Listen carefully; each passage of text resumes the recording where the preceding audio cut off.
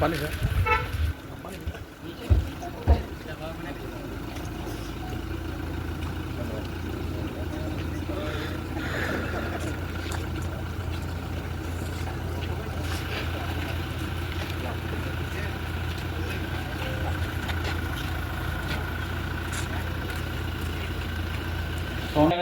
भारत माता के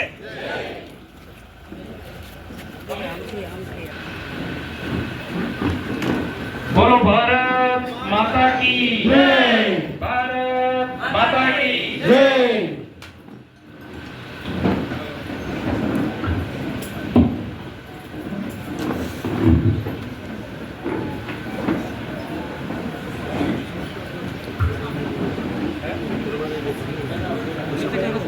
બોલો ભારત માતા કી જય। સાથે આપણા 33 ઉપરા જિલ્લા પંચાયત સીટના ઉમેદવાર અને આપણા મોતીવાડા સીટના ઉમેદવાર જીવનપરા અને અગ્રણી કાર્યકર્તાઓ ઉપસ્થિત થયા છે। હું મહામંત્રી શ્રી રાજુભાઈ આહિરને વિનંતી કરીશ કે સ્ટેજ પર પોતાનું સ્થાન લે। ત્યારબાદ રવિન્દ્રભાઈ પટેલ સરપંચ શ્રી ડુંગરી, ત્યારબાદ શંકર અજયભાઈ સરપંચ શ્રી રેટલાવ, ત્યારબાદ અભિભાઈ ભંડારી વલસાડ યુવા મોરચા પ્રમુખ। આજરોજ મિત્રો પંચાયત સીટના ઉમેદવાર અને ક્રમાંક 8 મોતીવાડા તાલુકા પંચાયત સીટના બંને ઉમેદવારો અને પ્રમુખ સાહેબ શ્રી પુનિતભાઈ, પૂર્વ પ્રમુખ મહેશ કાકા અને દેવોથી પણ દુર્લભ એવા આપણા સૌ કાર્યકર્તા મિત્રો ગ્રામ પંચાયત થકી હું હનોને પ્રાસંગિક ઉદ્બોધન માટે ચૂંટણીલક્ષી થોડું માર્ગદર્શન આપશે। ત્યારબાદ આપણે મહેમાનોનું સ્વાગત કરશું। એના માટે હું શંકર કાકાને વિનંતી કરીશ કે એમને થોડું માર્ગદર્શન આપે। આપણા મંત્રીશ્રી આવા પહેલા આપણે ઘણી બધી ચર્ચા કરી દીધી છે, છતાં પણ આજે આપણે 26 તારીખે સ્થાનિક સ્વરાજની ચૂંટણીના સંદર્ભે આપણી વચ્ચે જે મેં તમને પહેલા કીધું કે આપણા કડકી, ડુંગરી, મોતીવાડા પાલિકાની ચૂંટણી ચાલે છે, એમાં ખૂબ બિઝી હોવા છતાં પણ અમને ટાઈમ આપ્યો અને આપણી વચ્ચે બધા હાર્દિક હૃદયથી અને તાળીઓની ગગડાટથી સ્વાગત કરીએ। આજે ઉપસ્થિત આપણા આ મીટિંગમાં આપણા જે પાર્ટી સંગઠનના ઉપસ્થિત છે એમને પણ આપણે તાળીઓથી વધાવીએ। એમની સાથે એમના મહામંત્રી શ્રી રાજુભાઈ અહીં પણ ઉપસ્થિત છે અને વર્ષોથી જે ભારતીય જનતા પાર્ટીની સમર્પિત કરેલું એવા આપણા મહેશભાઈ દેસાઈ સાહેબ ખૂબ જંગી બહુમતીથી જીતે એવી શુભકામના પાઠવીએ છીએ। તાળીઓથી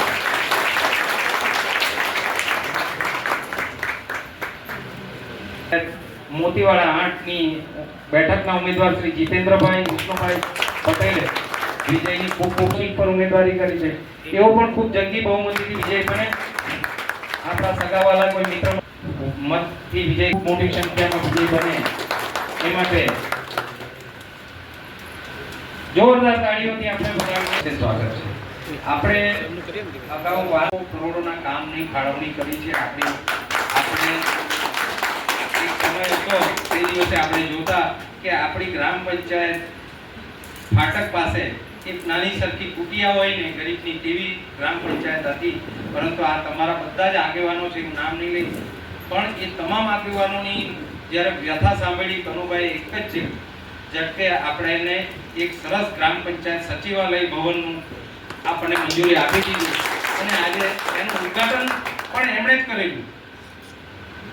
તે જ રીતે મેં તમને આગળ પણ કીધું કે આજે કરોડોના ખર્ચે આ એક પ્રાથમિક શાળા જ્યાં આપણા આદિવાસીના બાળકો ભણે એને તમામ સુવિધાઓ પ્રાપ્ત થાય એવી કરોડોની આ પ્રાથમિક શાળાનું સ્કૂલ બનીને તૈયાર થઈ ગયું છે। એ જ રીતે તમને આગળ વાત કરી તો આપણને દમણ વિસ્તારમાં કે પેલા વિસ્તારમાં જવા માટે કલાકો આપણે ફાટક પર ઊભા રહેતા અને ફાટક પર મારામારીના દ્રશ્યો પણ સર્જાતા અને 4 ટ્રેન પાસ થાય પછી ફાટક ખુલતો। આવી બધી સમસ્યા હતી, તેની જગ્યાએ કરોડોના ખર્ચે આપણને ઓવરબ્રિજનું એક સરસ આપણને એક સંકુલ મળ્યું છે, તો એના માટે પણ આપણે એનો આભાર વ્યક્ત કરીએ। એ જ રીતે પલસાણા ફાટક જે હતી અને પલસાણા ફાટક રાત્રે બંધ થઈ જતી અને એના માટે જે આપણા લોકોને આજુબાજુના ગામોને જે અગવડતા પડતી હતી એને પણ અંડરગ્રાઉન્ડ આપણે અંદર બનાવીને ત્યાંથી પણ આપણને 24 કલાક હવે કનેક્ટિવિટી મળી રહી રસ્તાની, એના માટે પણ આપણે એકવાર સાહેબને કાર્યથી એનો આભાર વ્યક્ત કરીએ છીએ. રસ્તાઓ તો આપણા ધારાસભ્ય શ્રી હતા, હમણાં મંત્રી બન્યા એ પહેલાથી એ લોકો કહેતા કે ભાઈ કોઈ કામ હોય હેમંતભાઈ, જીતુભાઈ, જગીશભાઈ તો લાવો, એ કહેવાવાળા. અને આજે મને કહેતા આનંદ થાય છે કે આ જ્યારે અમને પૂછે ને કે કામ કંઈ બાકી તો તે કહેતા લોકો ગૂંચવાય છે. તો એટલા બધા કામો કર્યા છે. અને બીજી ખાસ સાહેબનો એ આભાર માનવાનો કે આખા પારડી તાલુકામાં સૌથી વધુ સાહેબ ગણપતિ આવાસ મોતીવાડા ગામને ફાળવવામાં આવ્યા છે. સાહેબ આંકડો સાંભળીને બધાને હિસાબ પણ થાય, 86 જેટલા આવાસો ગણપતિ આવાસો આપણા ગામને આપવામાં આવ્યા છે.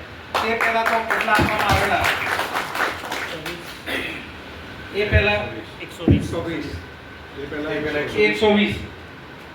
એટલે ટૂંકમાં આપણા મોતીવાડા ગામ પર સવિશેષ પ્રેમ છે. કોઈક વાર મારે નારાજગી પણ કરું સાહેબ, અમે નીકળે તો કેટલા સ્થળે હંમેશા આવ્યા છે. અને જ્યારે અહીંયા આવ્યા છે ત્યારે જેટલા પણ ઉમેદવારોએ ઉમેદવારી કરી છે જંગી બહુમતીથી જીતા છે. પવિત્ર સ્થાન છે અને તમારા બધાનો આશીર્વાદ પણ ખૂબ પવિત્ર છે. તો આપ સૌને વિનંતી છે, ફરી એકવાર મેં કીધું કે અમે પહેલા ઇલેક્શનમાં કહેતા મતદાન ફિર જલપાન, પણ આ વખતે લગ્ન સિઝન વધારે હોવાથી અમે સૂત્ર બદલેલું છે, પહેલે મતદાન ફિર કન્યાદાન.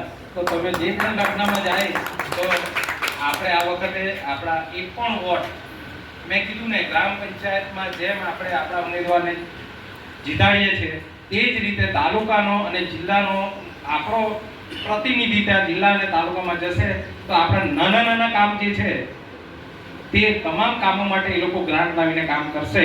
એટલે આપણે ખૂબ મોટી સંખ્યામાં મતદાન કરવાનું છે.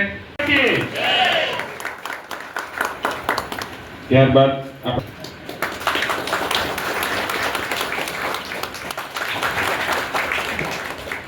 કરવા માટે હું નરેશભાઈ પટેલને વિનંતી કરીશ, માજી સરપંચ, જેઓ મહેશભાઈ દેસાઈનું સ્વાગત કરે. ત્યારબાદ સરપંચ શ્રી ડુંગરી રવિ કિંમતી સમય કાઢીને મહેમાન આપણી વચ્ચે ઉપસ્થિત થયા છે. ત્યારબાદ આપણા રેકલાવ સીટના ઉમેદવાર છે ભાવનાબેન. ત્યારબાદ આપણા પાર્ટી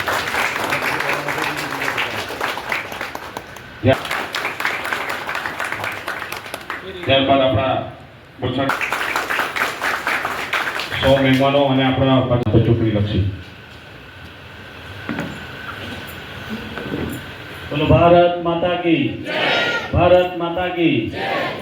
સ્થાનિક સ્વરાજ્યની ચૂંટણીના માત્ર હવે ગણતરીના દિવસો બાકી રહ્યા છે ત્યારે આપણી ટુકવાડા જિલ્લા પંચાયત બેઠક, એમાં આવતી મોતીવાડા તાલુકા પંચાયત બેઠકના આ ચૂંટણીલક્ષી મિટિંગમાં આપણી વચ્ચે ઉપસ્થિત ગુજરાત સરકારના નાણામંત્રી શ્રી કનુભાઈ દેસાઈ સાહેબ તથા સૌ જિલ્લાના ઉમેદવાર સોનલબેન, આજ વિસ્તારના મોતીવાડા સીટના ઉમેદવાર જીતેન્દ્રભાઈ, અમારા સુકેશ સીટના ઉમેદવાર નરેશભાઈ અને અહીં ઉપસ્થિત સૌ મંચસ્થ મહેમાનો તથા આપ સૌ કાર્યકર્તા મિત્રો.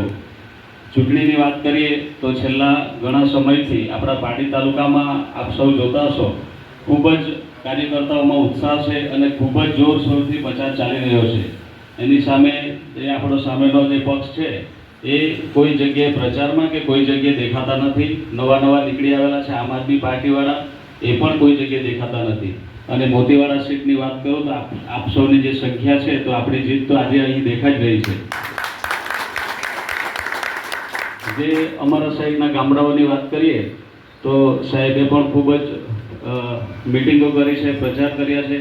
અમારા સાઈડ પણ ખૂબ સારો ઉત્સાહ છે અને આ વખતે આપણો પારડી તાલુકો 22માંથી 22 તાલુકા પંચાયત સીટ અને 4માંથી 4 જિલ્લા પંચાયત સીટ આપણે જીતવા જઈ રહ્યા છીએ.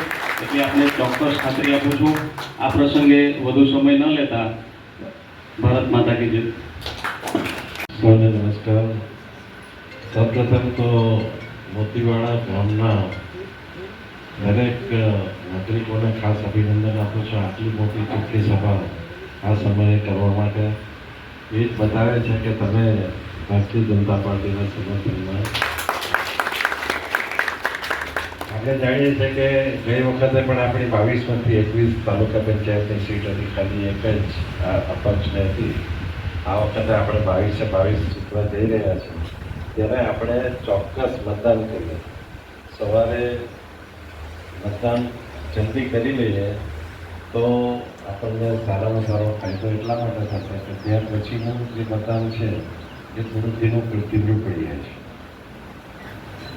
મતીવાળા માટે, ખડકી માટે, આ સમગ્ર વિસ્તાર માટે હંમેશા હું તો 2012થી ચૂંટણીમાં આવ્યો છું ત્યારથી દરેક ચૂંટણીમાં આપણા આ વિસ્તારે ભારતીય જનતા પાર્ટીને ચોક્કસ સમર્થન આપ્યું છે અને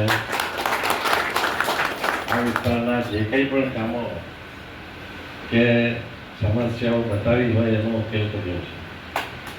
ખાસ કરીને તમારી આજની ચિંતા છે એટલે એની વાત પહેલાં જ કરી લો કે પેલું કન્ટેનર ઇન્ડિયા જે આવવાનું છે,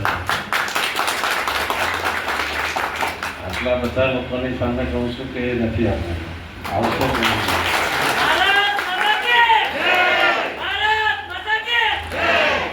જે વિસ્તારમાં આટલી બધી વસ્તી હોય, આટલા બધા ઝાડ હોય, આટલા બધા રંગાળી વૃક્ષો હોય તો કોઈ પણ સંજોગોમાં એનો વિનાશ થઈ શકે નહીં.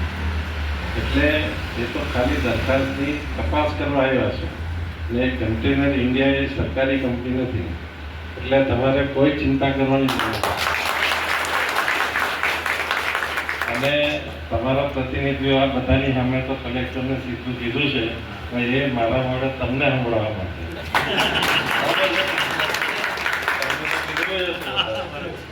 એટલે કલેક્ટર સાહેબે પણ રિપોર્ટ મોકલી આપ્યો છે કે અહીંયા આ શક્ય નથી. એટલે આપણે 2 દિવસ આરામથી રહો અને 24 તારીખે ભરપૂર મતદાન કરો. ફરીથી કોઈ પણ પ્રશ્ન આવે તો હું ચોક્કસ 24 કલાક તમારી સાથે છું અને આપણે સાથે મળીને આપણા હેમંતભાઈ પણ તમારી સાથે કન્ટિન્યુઅસ ટચમાં છે. આપણા બધા એક જણા અને શંકરભાઈ તો હંમેશા અને સરપંચ છે ખડકીના પણ મોટીવાળાની ચિંતા વધારે. પરંતુ આપણે વિકાસ માટે વિકાસના કોઈ પણ કામો હોય બાકી હોય, હજી પણ બાકી હોય તો હું દરેક મિટિંગમાં પૂછું છું કે નાના મોટા રસ્તા હોય, સ્ટ્રીટ લાઇટ હોય, કંઈ પણ હોય તો તમે જણાવશો તો આપણે એનો તાત્કાલિક અમલ કરીશું. આભાર.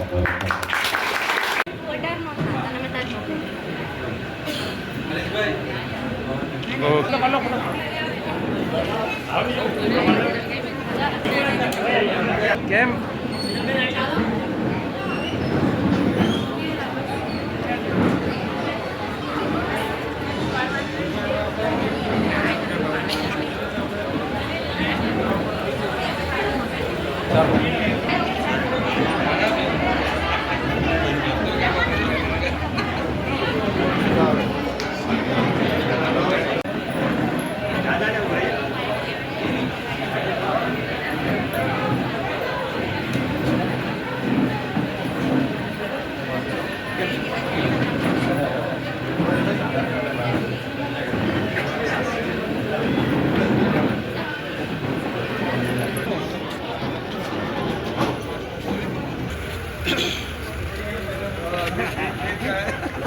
મિત્ર તો પેલે નહીં આ ના તો નહીં